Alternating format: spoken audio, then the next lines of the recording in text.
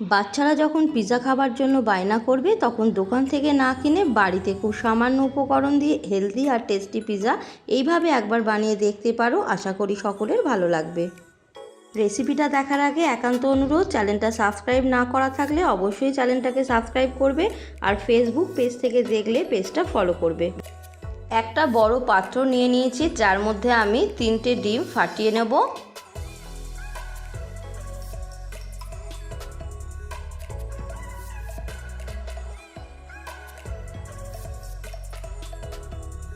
একটা কাঁটা চামচের সাহায্যে ডিমটা ভালো করে ফেটিয়ে নেব আর দিয়ে দেবো 1 চামচ লবণ আর 1 চামচ গোলমরিচ গুঁড়ো। আবারও একবার ডিমটা ফেটিয়ে নিয়ে দিয়ে দেবো আগে থেকে কেটে রাখা 5-6টা পাউরুটির টুকরো।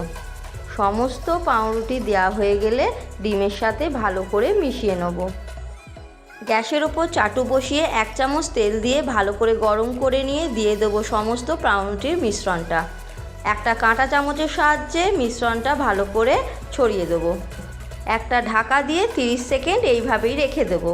ঢাকাটা খুলে নিয়ে দিয়ে দেবো ওপর থেকে টমেটো সস।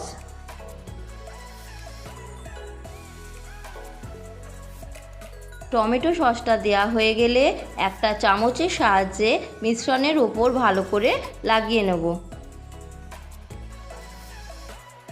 এরই সাথে দিয়ে দেবো ছোট করে কুচিয়ে রাখা পেঁয়াজের টুকরো আর দেব টমেটো কুচি। দিয়ে দেবো মজরেলা চিজ, যেটা ছাড়া পিৎজা একদমই অসম্পূর্ণ। সমস্ত চিজটা আমি গ্রেট করে দিয়ে দেবো।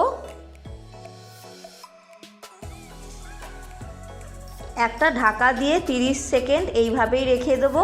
ঢাকাটা আমি খুলে নিয়েছি, দেখে বুঝতেই পারছো চিজটা মেল্ট হয়ে গেছে। এখন আমি অন্য একটা পাত্রে ঢেলে নেব।